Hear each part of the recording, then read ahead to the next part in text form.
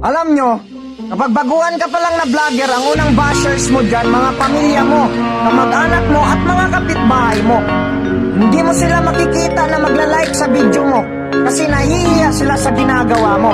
Sasabihin nila, ay ano ba to si ano? Parang nababaliw, nagsasalita mag-isa. Parang nasasapian. Pero kapag dumating na yung time na sumikat ka na, kilalang kilala ka na, marami ka ng pera, sila pa yung una magsabi sa mga trupa nila. At hindi naman tinatanong, sasabihin nila na, yan si ano, kamag-anak ko yan, kapitbahay ko yan. Tapos, sasabihin pa nila na, palibre naman dyan ang ice cream mo.